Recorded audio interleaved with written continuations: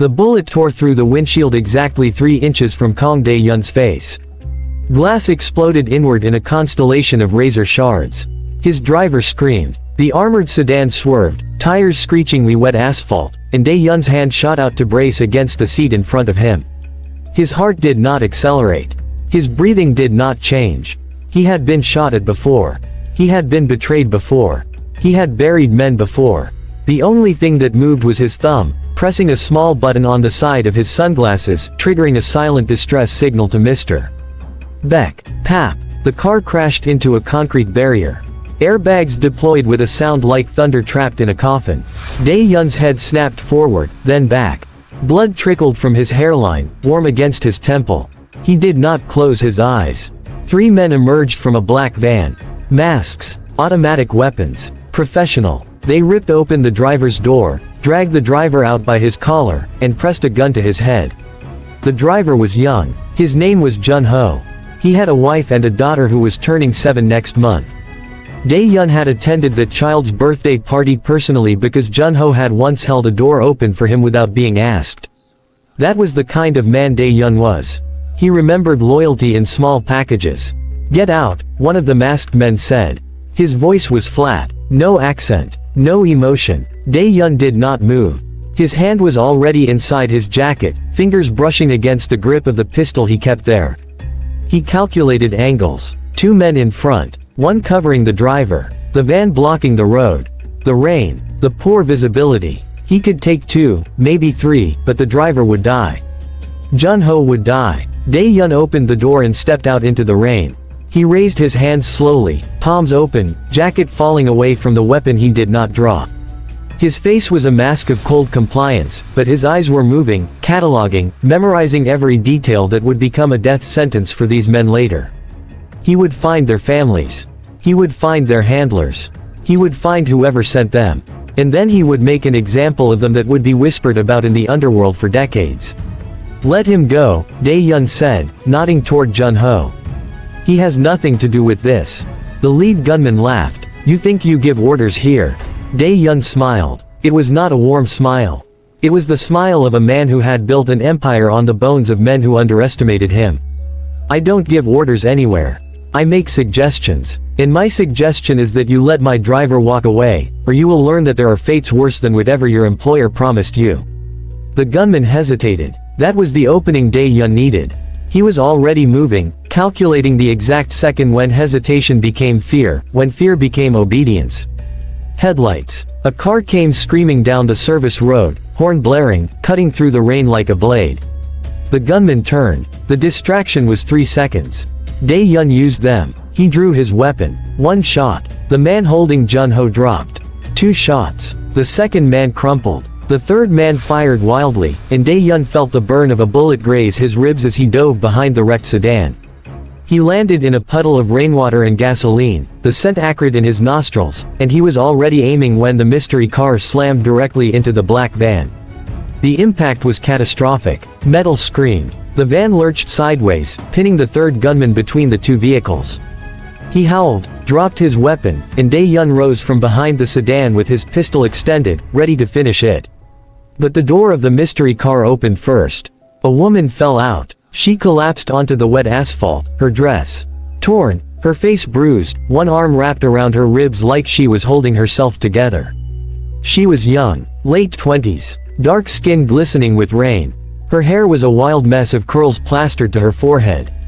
Her eyes were wide, terrified, darting between the bodies on the ground and the gun in Dae-hyun's hand. She looked at him like he was the monster. "Don't," she whispered. "Please don't kill me." Dae-hyun lowered the weapon. Not because he trusted her. Because something in her voice cracked through a wall he had spent 30 years building. He had heard fear before. He had heard lies before. This was neither. This was something rawer.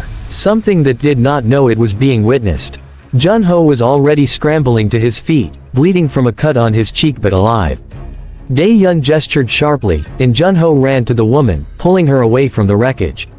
The third gunman was still trapped, still screaming, but Dae-hyun ignored him. He walked to the woman, rain soaking through his shirt, blood mingling with water on his temple. "Who are you?" he asked. She looked up at him. Her lips trembled. Her teeth chattered. She was going into shock. "I'm no one," she said. "I was just driving. I saw them shooting. I thought someone needed help. You almost got yourself killed." She laughed. It was a broken, hysterical sound that dissolved into a sob. Maybe that would have been better. Dae-hyun stared at her for a long moment. Sirens were approaching in the distance. His men would be here soon. Mr. Beck would handle the cleanup. The police were paid. The bodies would disappear. This was his world. This was the machinery of his life, grinding forward without pause. But this woman was not part of the machinery. She was a variable he had not calculated. She had crashed her car into a kidnapping attempt to save a stranger. That was either stupidity or courage, and Dae-hyun had learned long ago that the difference between the two was often just the outcome. "What's your name?" he asked. "Zara," she said. "My name is Zara." Dae-hyun knelt beside her. He took off his jacket and draped it over her shoulders. The gesture was automatic, practiced, the same way he had covered his mother's shoulders at funerals and his sister's shoulders at weddings. But when his hand touched her, she flinched, and that flinch was real. That flinch told him everything he needed to know about what had happened to her before she crashed her car into this nightmare. "Zara," he said, his voice softer than it had been in years. "You're safe now." She looked at him. Her eyes were huge, dark, searching. She was looking for the lie. She was looking for the trap. He had seen that look before, in the faces of people who had been hurt so many times they had forgotten what safety felt like. "I'm not safe anywhere," she whispered. Dae-hyun helped her to her feet. His ribs screamed. His temple throbbed. But he held her steady, one hand on her arm, and when she swayed, he pulled her closer to keep her upright. She was trembling violently now, adrenaline crashing, body shutting down. Mr. Beck arrived with 3 SUVs and 12 men. He took in the scene with one sweeping glance, the bodies, the wreckage, the woman in Dae-hyun's arms, and his expression did not change. It never changed. He had been with Dae-hyun for 20 years. He had seen worse. "Take her to the penthouse," Dae-hyun said. "Get the doctor." "Sir, Mr. Beck began, his voice low, careful, "We don't know who she is." Dae-hyun looked down at Zara. She had closed her eyes. Her head rested against his shoulder. She was breathing in short, shallow gasps, and her fingers were clutching his shirt like he was the only solid thing in a world that had turned to water. "I know exactly who she is," Dae-hyun said. "She's the woman who saved my life." Mr. Beck did not argue. He never argued. But his eyes lingered on Zara's face with an expression that was not quite suspicion and not quite concern. It was something older. Something that had learned to trust nothing and no one. They loaded Zara into the lead SUV. Dae-hyun sat beside her, ignoring the way his own wounds pulled and burned with every bump in the road. She was unconscious now, her breathing shallow, her skin cool to the touch. He watched her face in the dim light of the passing street lamps and tried to understand why he had not simply handed her over to Mr. Beck and walked away. He could not find an answer. The penthouse was a monument to control. 60 floors above Seoul, walls of glass and steel, furniture that cost more than most people's homes, art that had been acquired at auctions where Dae-hyun had outbid oligarchs and princes. It was a fortress designed to keep the world out. And now, for the first time in 7 years, a stranger was being carried through its doors. Dr. Han arrived within 20 minutes. He was a small, precise man who had treated Dae-hyun's family for 3 generations. He examined Zara in the guest suite while Dae-hyun stood in the hallway, arms crossed, watching through the open door. "She has bruises on her arms and ribs, drive," Han said, closing his bag. "Consistent with someone being grabbed. There's no internal bleeding, but she's dehydrated and exhausted. She needs rest. What about the cuts? Superficial. She'll heal." "Doctor." Han paused, looking at Dae-hyun with the particular gravity of a man who had known him since he was a child. "Dae-hyun, there are also older marks.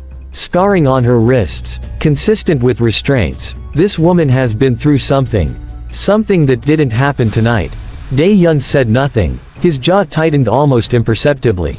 "I've given her something to help her sleep, drive." Han continued. "She'll be out for several hours. If you want my advice, you'll let Mr. Beck find out who she really is before you let her any closer." "Everyone wants to give me advice tonight," Dae-hyun said. "Doctor." Han sighed. That's because everyone who cares about you has watched you build walls so high no one can reach you. And now there's a woman in your guest room who crashed her car into a gunfight for you. Forgive me for being concerned. She didn't crash into the gunfight for me. She didn't know me. She crashed into it anyway. Dr. Han picked up his bag and walked toward the elevator. That's what worries me. Dae-hyun stood in the hallway for a long time after the elevator doors closed. He could hear the faint sound of Zara's breathing from the guest suite. Slow, steady, alive. He had almost gotten her killed tonight. His enemies had almost killed her. She had almost died because she had been in the wrong place at the wrong time, and the wrong place and wrong time in Dae-hyun's world was always lethal. He walked into the guest suite and sat in the chair beside the bed. The room was dark except for the city lights filtering through the windows. Zara lay still, her face turned toward him, her expression slack with exhaustion. In sleep, she looked younger. Vulnerable. The way his sister had looked before their father had sent her away. The way his mother had looked before the cancer had taken her. He did not know why he stayed. He told himself it was security. He told himself it was strategy. He told himself he needed to be there when she woke up so he could question her, verify her story, decide what to do with her. But those were lies, and Dae-hyun knew it. He was not a man who lied to himself. He stayed because when she had looked up at him from the rain-soaked asphalt, she had looked at him like he was something other than a monster. And he had forgotten what that felt like. Zara woke screaming. Dae-hyun was on his feet before his mind registered the sound. She was thrashing, tangled in the sheets, her eyes open but unseeing, trapped in whatever nightmare had dragged her out of sleep.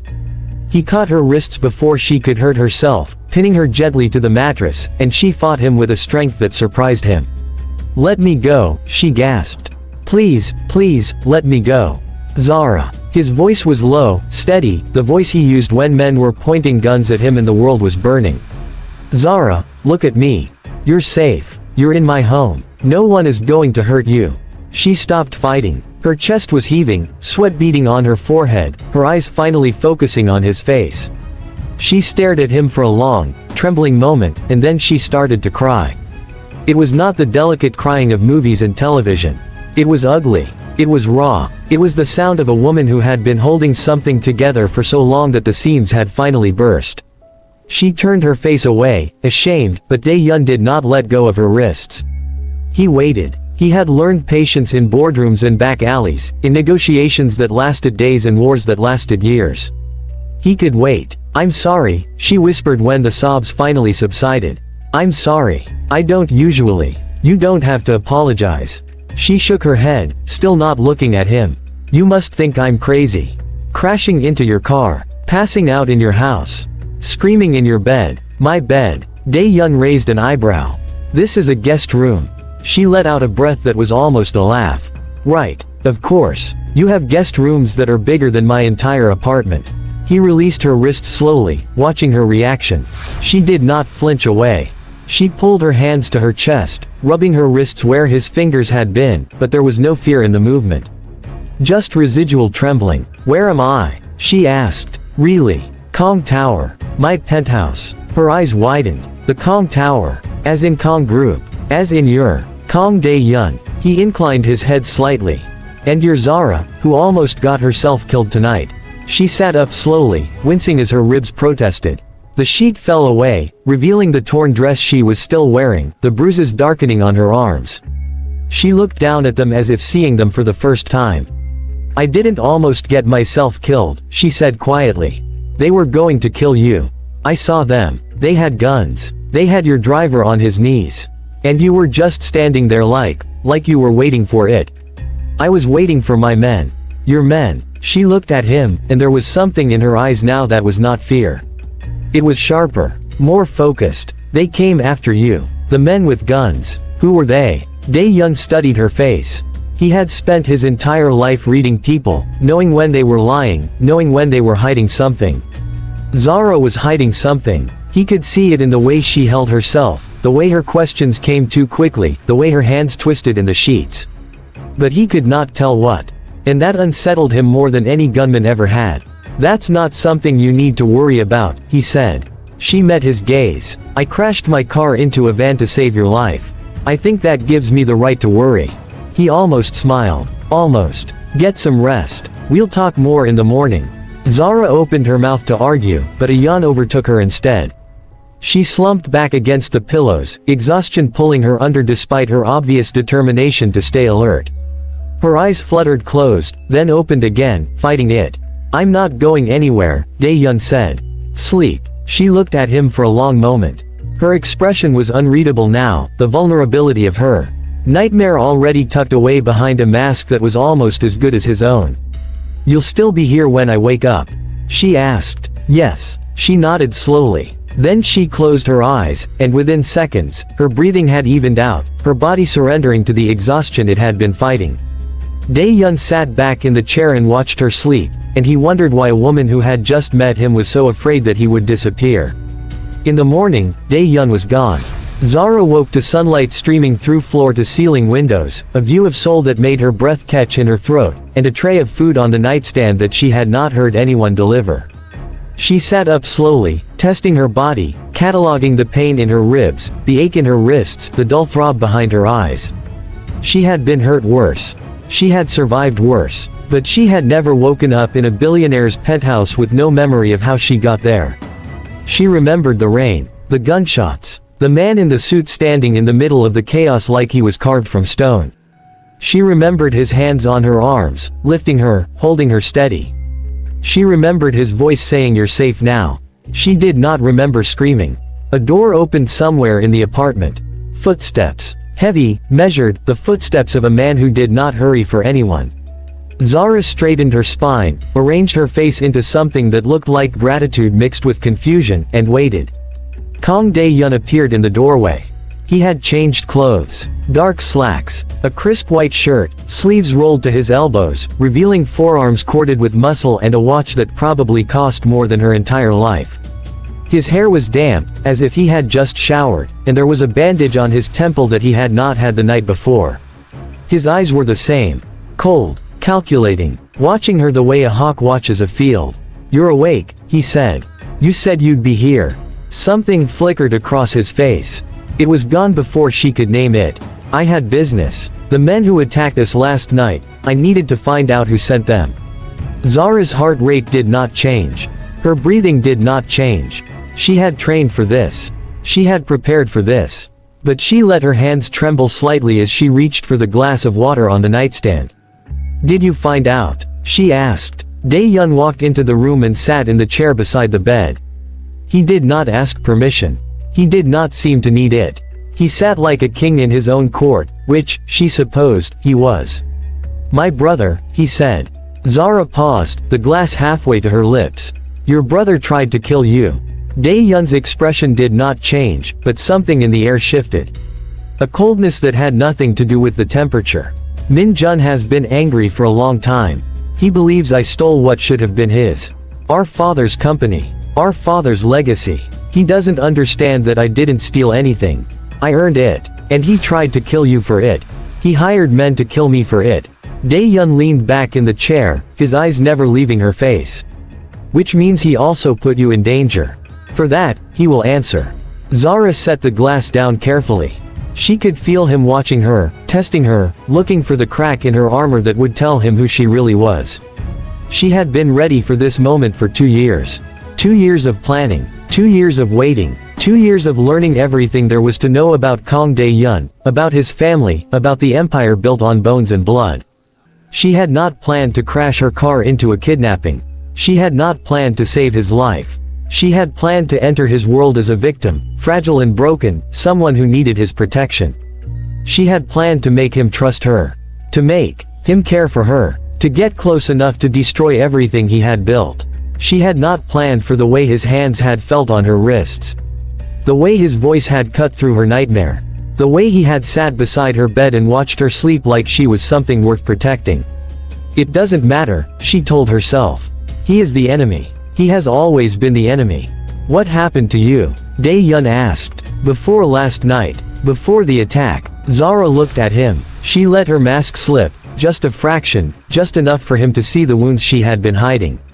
She let her voice drop to a whisper. Let her eyes fill with tears she did not have to fake. I was running from someone, she said. Someone who hurt me. Someone who told me that if I ever left, he would find me and kill me. I've been running for months. Changing cities. Changing names. Trying to disappear. Dae-hyun's expression did not change, but she saw his hands tighten on the arms of the chair. A small tell. A crack in his own armor. Who? He asked. She shook her head. It doesn't matter. He's not here. He can't find me here. He will if you're connected to me. If my brother's men saw you with me, they will report back. They will tell him there was a woman. They will describe you. And if the man you're running from has any connection to the underworld, he will hear about it. Zara let the fear show on her face. Real fear, because she had not considered that. She had been so focused on getting close to Dae-hyun that she had not considered what it would mean to be seen with him. What do I do? She whispered. Dae-hyun stood. He walked to the window and looked out at the city, his back to her, his reflection ghosting against the glass. For a long moment, he said nothing. Zara watched him, her heart beating a rhythm she had to consciously control, and she waited. Stay here, he said finally. No one can touch you here. My home is a fortress. My men are loyal. And I will not let anyone hurt you. She should have felt triumphant. This was what she wanted. His protection. His trust. His vulnerability. She was inside the walls. She was exactly where she needed to be. But when he turned to look at her, there was something in his eyes that made her stomach clench. Something that looked almost like hope. And she realized, with a clarity that felt like a blade between her ribs, that Kang Dae-hyun was not offering her protection out of strategy or obligation. He was offering it because he meant it. Thank you, she said. The words tasted like ash. Dae-hyun nodded once. Then he walked to the door, paused, and looked back at her.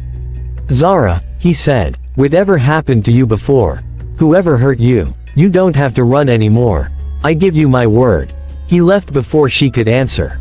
Zara sat in the enormous bed, surrounded by silk sheets in a view that stretched to the horizon, and she pressed her hands together to stop them from shaking.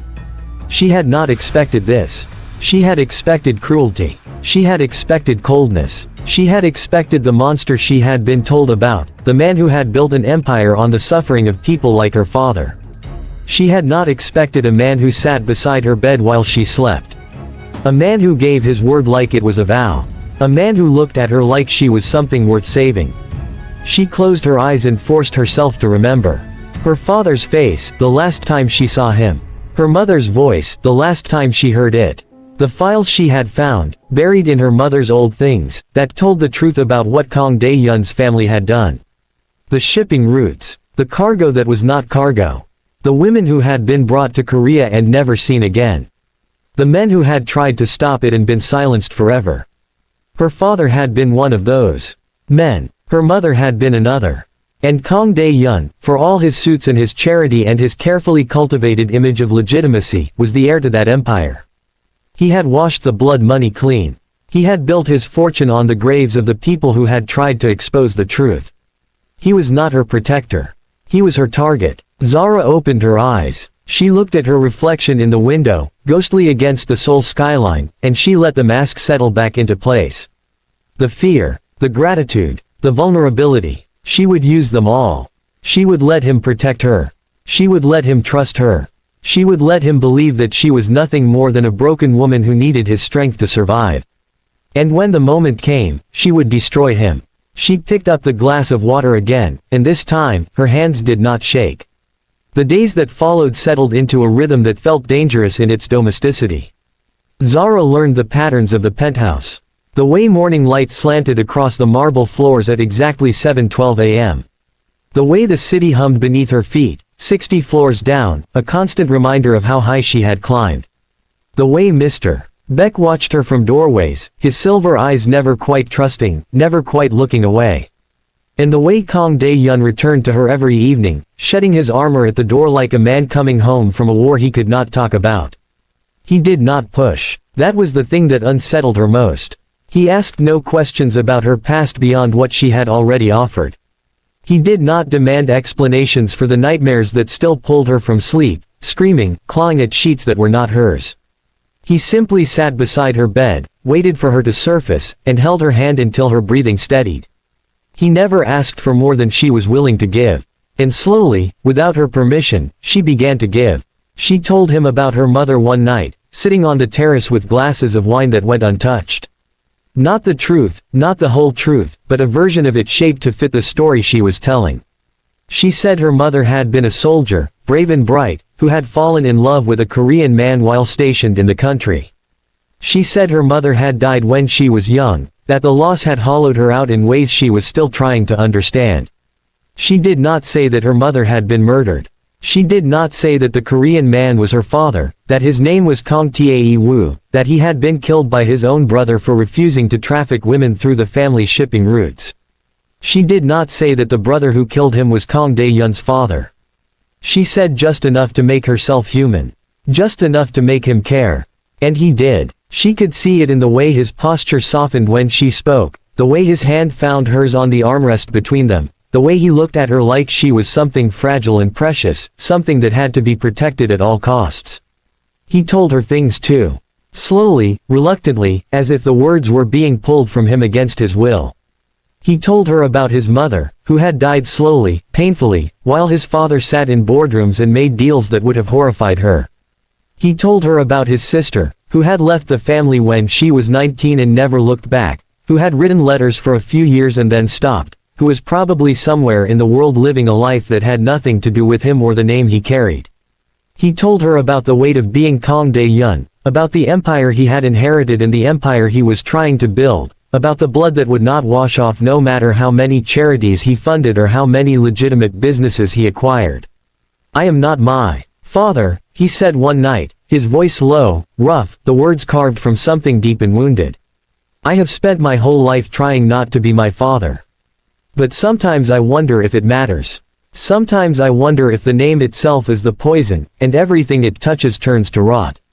Zara looked at him. The moonlight was silver on his face, catching the scar above his lip, the lines around his eyes that had not been there a decade ago.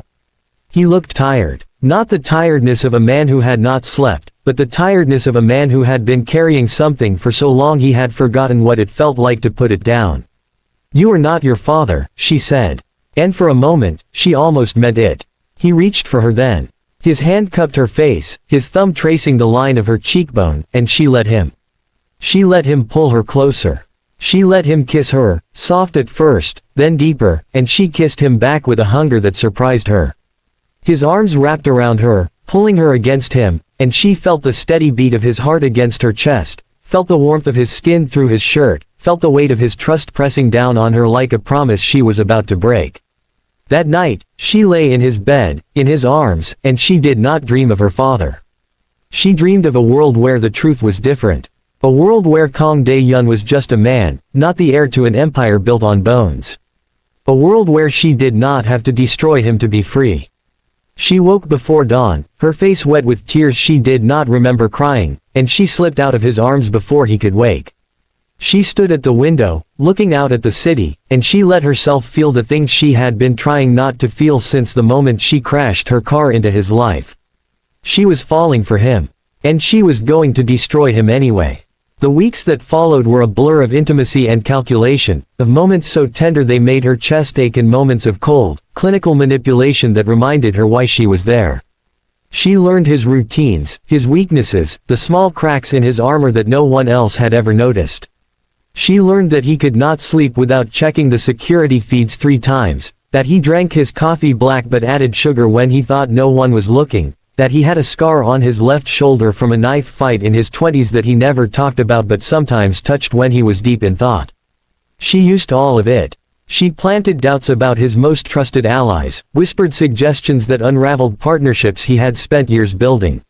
She fed him information that seemed helpful but was designed to isolate him, to make him dependent on her judgment, her insight, her presence.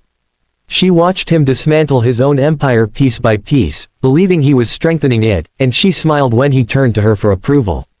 Mr. Beck watched her too. His suspicion never wavered, never softened. He was always there, in doorways, at the edges of rooms, his silver eyes tracking her movements like a hawk tracking prey. He did not trust her. He did not believe the story she had told about her past, about the husband she was running from, about the fear that woke her screaming in the night. He was looking for the truth, and Zara knew that if he found it, everything she had built would crumble.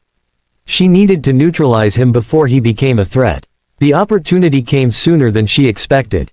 It was late, past midnight, when she found Mr. Beck in Dae-hyun's office. He was alone, hunched over a computer terminal, his face illuminated by the blue glow of the screen.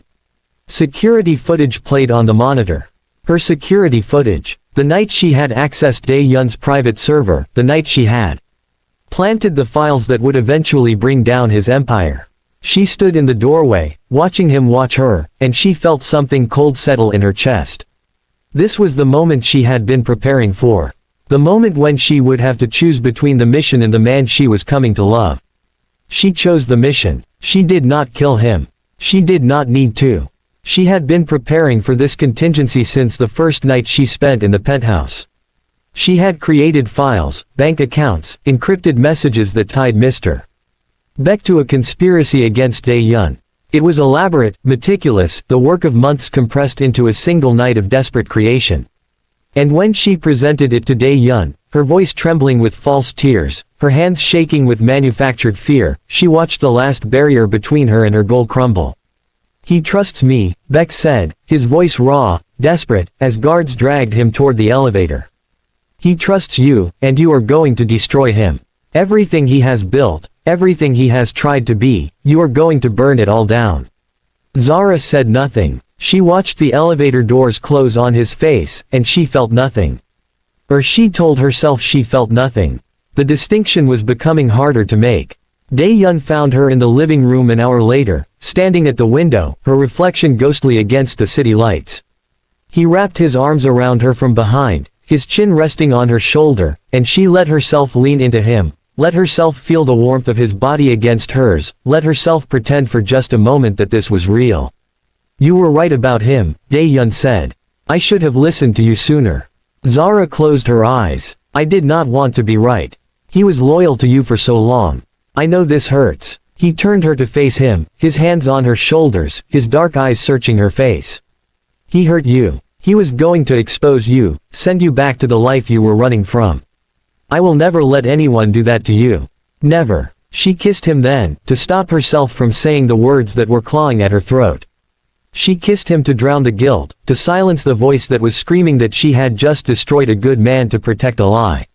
She kissed him because she did not know how to stop, because she had stopped wanting to stop, because every day she spent in his arms was a day she lost a little more of the purpose that had brought her here. That night, she lay in his bed, his arm draped across her waist, his breathing slow and even in sleep, and she let herself imagine a world where she could stay. A world where the truth did not matter, where the past could be buried, where she could be just Zara, not the daughter of a murdered man, not the avenger who had come to burn an empire to the ground. But the truth was not buried. It was waiting, patient, for her to unearth it. The moment came on a Tuesday. She had planned it for months. Every detail, every contingency, every possible outcome had been mapped and remapped until she could execute the plan in her sleep. The files would go live at midnight. The news networks would pick them up within hours. The authorities would move by morning. By the time the sun rose over Seoul, the Kang Empire would be ash. She did not expect him to tell her he loved her first. They were in bed, the city lights painting silver lines across the ceiling, and he was looking at her with an expression she had never seen on his face before. Open, vulnerable, unarmed. "I love you," he said.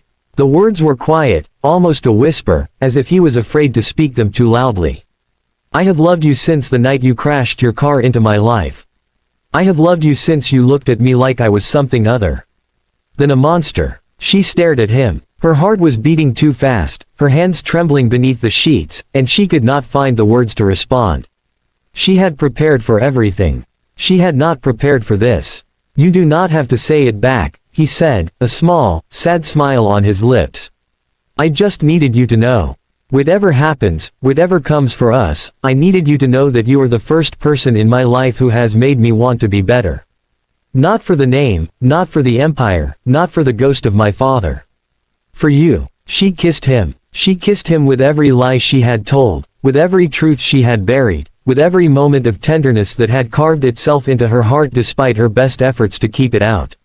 She kissed him like she was saying goodbye, and she was.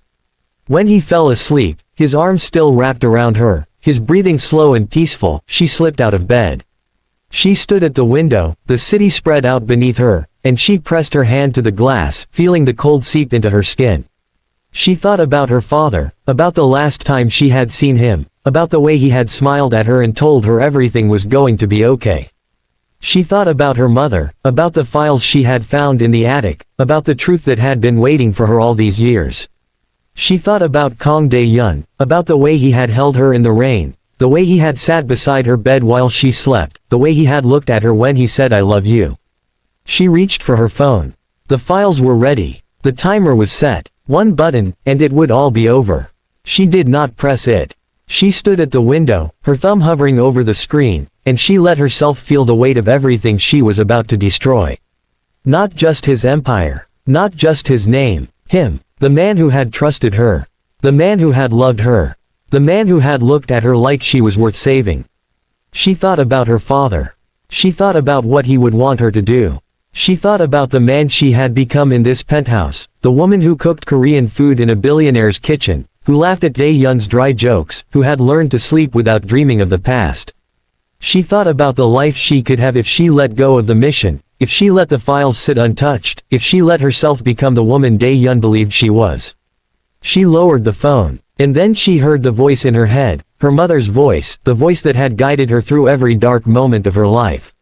He is not his father, her mother had said, the last time they spoke, the last time Zara had seen her alive. But he carries his father's name. He spends his father's money. He profits from his father's crimes. And until he faces the truth, he is complicit in it. Zara looked at the phone in her hand. She looked at the man sleeping in the bed behind her. And she made her choice. The files went live at midnight. She sat on the terrace, watching the city lights flicker below, and she waited for the world to change. It did not happen all at once. It happened in waves. First the news alerts, buzzing on phones across the city. Then the phone calls, the shouting, the chaos that spread from the penthouse to the streets below. She heard Dae-hyun's phone ring, once, twice, a dozen times, and then she heard his voice, sharp and confused, and then she heard the silence that followed the truth. She did not move. She sat on the terrace, the wind cold against her face, and she waited for him to find her. He came out an hour later. His shirt was untucked, his hair disheveled, his face pale and hollow. He was holding his phone, the screen still glowing with headlines she could not read from where she sat. He looked at her, and for a moment, he did not speak. He just stood there, looking at her like she was a stranger, like the woman he had loved had never existed at all. Was it all a lie? He asked. His voice was raw, scraped, the voice of a man who had been screaming without making a sound. Zara looked at him. She wanted to say no. She wanted to tell him that the nights she had spent in his arms, the conversations on the terrace, the way she had learned to laugh again, none of that was a lie. But she had told so many lies already. She did not have the right to pick and choose which truths to keep. The beginning was a lie, she said. The way I came into your life. The story I told about my past. That was all planned. I came here to destroy you. He flinched. It was a small movement, almost imperceptible, but she saw it. She saw the hope die in his eyes, the hope that she would tell him it was all a mistake, that she loved him, that she had never meant to hurt him. And the rest? He asked. The nights we spent together. The things you told me. The way you looked at me when you thought I was not watching. Was that a lie too?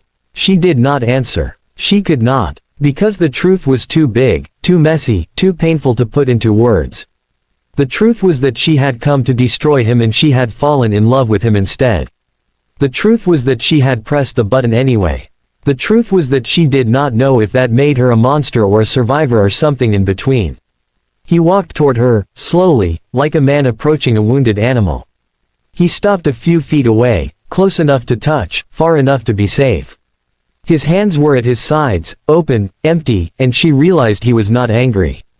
He was not even hurt. He was something worse. He was understanding. Your father, he said. Your real father. He was my uncle, was not he? Kang Dae-hyun. She did not ask how he knew. She had seen Mr. Beck's file, the one she had made sure was destroyed before the guards dragged him away. But Dae-hyun was smarter than she had given him credit for.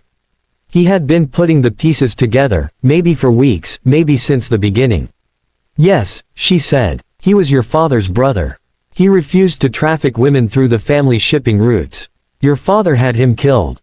My mother was the investigator who was going to expose the whole operation. Your father had her killed too. They called it a training accident. I found the files when I was 15. I have been waiting ever since to make it right. He nodded slowly. His face was unreadable, a mask of control that she recognized because she wore the same one. She had worn it for years. She knew what it cost to hold it in place. My father was a monster, he said. I have known that my whole life. I have spent my whole life trying to be something different. I thought if I built something new, something clean, I could wash away what he did. I thought if I was good enough, if I did enough good things, the past would stop mattering. But it does not stop mattering. It never stops mattering. Zara stood. She faced him, her hands at her sides, her heart pounding in her chest. She did not know what he was going to do. She did not know what she wanted him to do. I am sorry, she said. I am sorry for the lies. I am sorry for the way I came into your life. I am sorry for Mr. Beck. He was loyal to you. He did not deserve what I did to him. He was loyal to the empire, Dae-hyun said. The empire my father built. The empire I have been protecting my whole life. Maybe he needed to fall. Maybe I needed to fall. He took a step toward her. She did not move. He took another step, close enough now to touch, close enough to feel the warmth of his skin, the breath of his words. Do you love me? He asked. The words were quiet, almost a whisper, and she heard in them the echo of every fear she had ever had, every doubt, every moment of weakness she had tried to bury. She looked at him. She thought about the months she had spent in his penthouse, the nights she had lain awake watching him sleep, the way her heart had cracked open when he said he loved her. She thought about her father, about the justice she had come to seek, about the woman she had been before she crashed her car into Kang Dae-hyun's life. I do not know, she said. And it was the truest thing she had said to him since the night they met. He did not look away. He did not flinch. He reached out, his hand cupping her face, his thumb tracing the line of her cheekbone, and she leaned into his touch despite herself. That is more than I had before, he said. That is more than I deserve. She kissed him then. She kissed him with all the truth she had been holding back, with all the love she had been afraid to name, with all the grief and the guilt and the hope that had been building in her chest since the moment she saw him standing in the rain. He kissed her back, his arms wrapping around her, pulling her against him, and she let herself believe, just for a moment, that love could be enough. That love could undo the past. That love could make them both into something new. The sirens were distant, a wail on the edge of hearing, growing closer with every passing second. She could see the lights flashing against the clouds, red and blue and white, painting the city in colors that did not belong to her. The authorities were coming. The empire was falling. And in the middle of it all, she was standing in the arms of the man she had destroyed, and she was trying to remember how to breathe.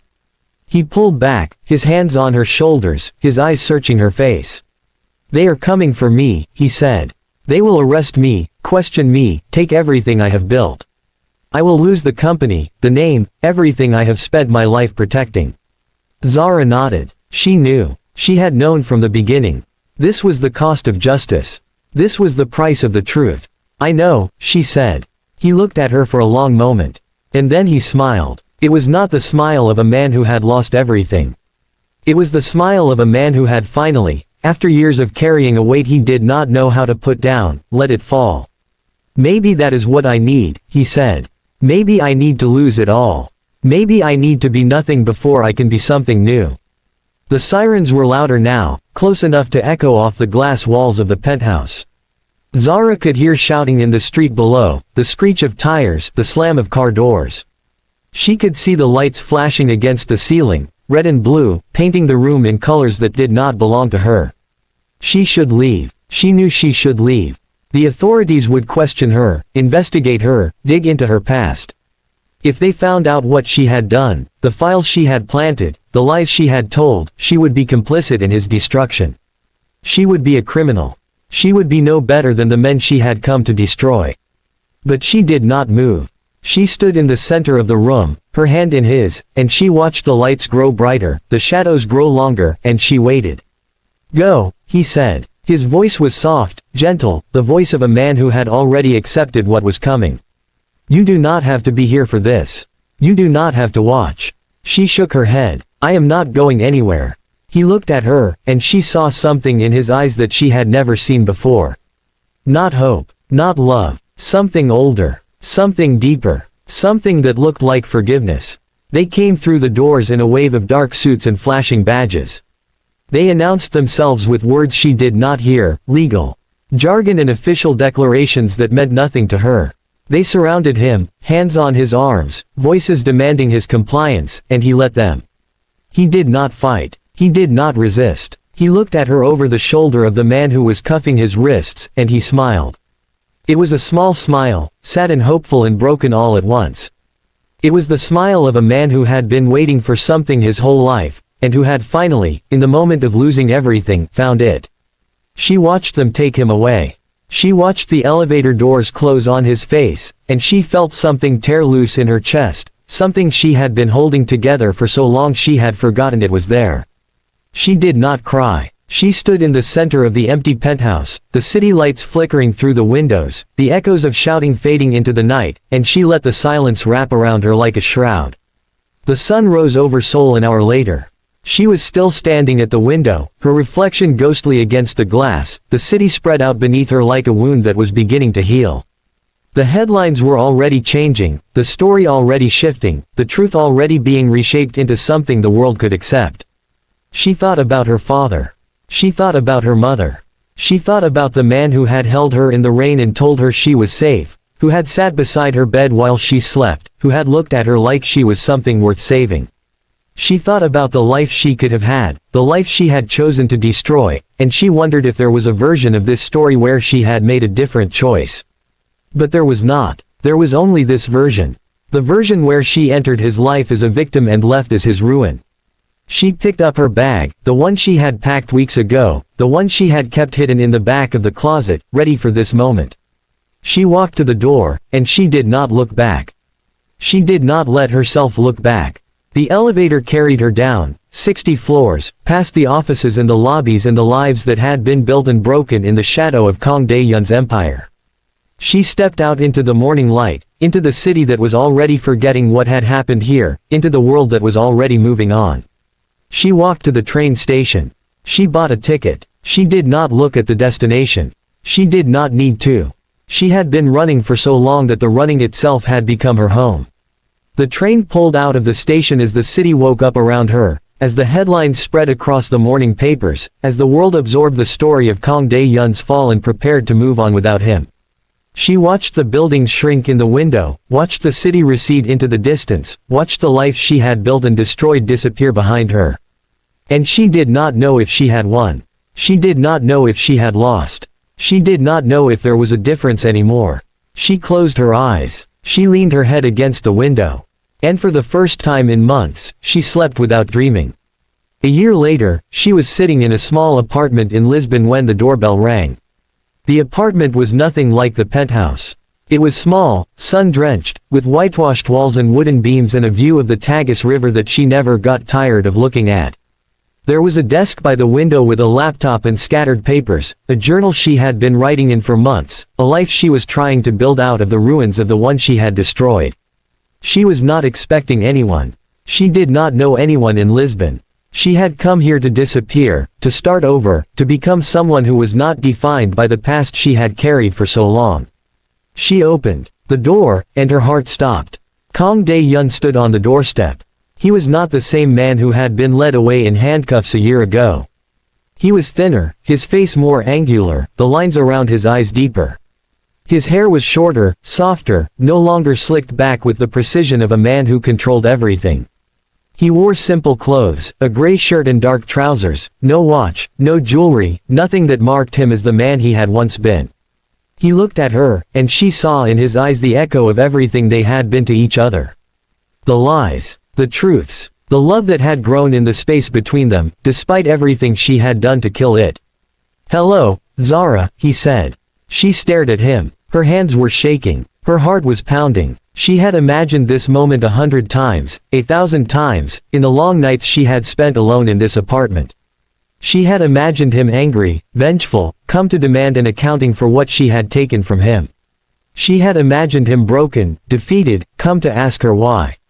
She had imagined him indifferent, moved on, come to tell her that she no longer mattered.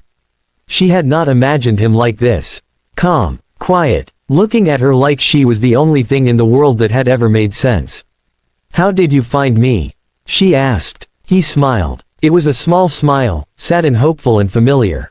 "I am not the only one who leaves traces," he said. "You taught me that." She did not know what to say. She stood in the doorway, the morning light warm on her face, and she looked at the man she had destroyed, the man she had loved, the man who was standing on her doorstep like he had nowhere else in the world to be. "Can I come in?" he asked. She stepped aside. She did not know why.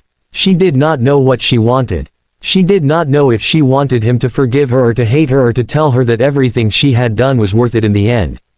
He walked into the apartment, his steps slow, deliberate, taking in the small space, the sun-drenched walls, the desk by the window with its scattered papers and open journal. He stopped at the window, looking out at the river, and for a long moment, he did not speak. "You have been writing," he said. She nodded. She did not tell him what she had been writing. She did not tell him that she had been writing about him, about them, about the choices that had brought her to this place and the choices that had taken him away. He turned to face her. His hands were at his sides, open, empty. He was not the man who had walked into the penthouse a year ago, commanding and controlled. He was something new, something she did not recognize. "I did not come here for revenge," he said. "I came here because I needed to see you. I needed to understand." Understand what? He walked toward her, slow, careful, like a man approaching something fragile. He stopped a few feet away, close enough to touch, far enough to be safe. "I spent a year in the dark," he said. "A year thinking about what I had done, what my family had done, what I had let myself become. I thought about my father, about the empire he built, about the blood that was on my hands because I was too afraid to look at it. I thought about you, about the way you came into my life, about the things you took from me and the things you gave me that I did not know I needed." Zara said nothing. She stood in the center of the room, the morning light warm on her face, and she waited. "You destroyed me," he said. "You took everything I had built, everything I had protected, everything I had told myself I was. And I hated you for it. I hated you for months. I lay in my cell at night, replaying every moment, every touch, every word, and I hated you for making me believe in something that was not real." She felt the tears coming, hot and unwanted, and she did not fight them. She had been fighting them for a year. She was tired of fighting. "But somewhere in the dark," he continued, "I started to see things differently. I started to see that what you did was not about me. It was about your father, your mother, the truth that had been buried for so long. You did not come to destroy me. You came to set the truth free. And I was just the vessel that happened to be in the way." She shook her head. "That is not true. I used you. I lied to you. I made you trust me, and then You made me see," he said. "You made me see what I had been refusing to see my whole life. My father was a monster. My family built an empire on the suffering of people like your parents. And I spent my whole life pretending that if I was good enough, if I built something clean, the past would not matter. But it does matter. It always matters." He took a step closer. She did not move away. "I am not asking you to forgive me," she whispered. "I know I do not deserve that." He reached out, his hand cupping her face, his thumb tracing the line of her cheekbone. She closed her eyes, leaning into his touch, and she felt the tears slip down her cheeks, warm against his fingers. "I am not here to forgive you," he said. "I am here to thank you." She opened her eyes. She stared at him, uncomprehending. "I spent my whole life being someone I was not," he said. "I spent my whole life protecting a lie. And you came into my life and you burned it all down. You took everything I thought I was, and you showed me that it was nothing. And in the nothing, I found something I had never had before. I found the chance to become someone new." Zara looked at him. She looked at the man who had been her enemy, her target, her ruin. She looked at the man she had loved despite herself, the man she had destroyed to save herself, the man who was standing in her apartment in Lisbon, looking at her like she was the first light of a new day. "What do you want?" she asked. The words were quiet, almost a whisper, and she heard in them the echo of every question she had ever been afraid to ask. He smiled. It was a real smile, warm and sad and hopeful, and she felt something crack open in her chest, something she had been holding closed for a year. "I want to know who you are," he said. "The real you. Not the victim. Not the avenger. Just you. I want to know if there is a version of this story where we are not defined by the past. Where we are just two people, trying to figure out how to be something new." She looked at him for a long moment. The morning light was warm on his face, catching the scar above his lip, the lines around his eyes that had not been there a year ago. He was not the man she had destroyed. He was someone else. Someone she was only beginning to know. She stepped back, into the apartment, into the light, into the life she had been building in the ruins of the one she had destroyed. She did not close the door. "Come in," she said. And this time, she meant it. He walked into the apartment, into the sun-drenched room, into the space she had made for herself in the aftermath of everything they had done to each other.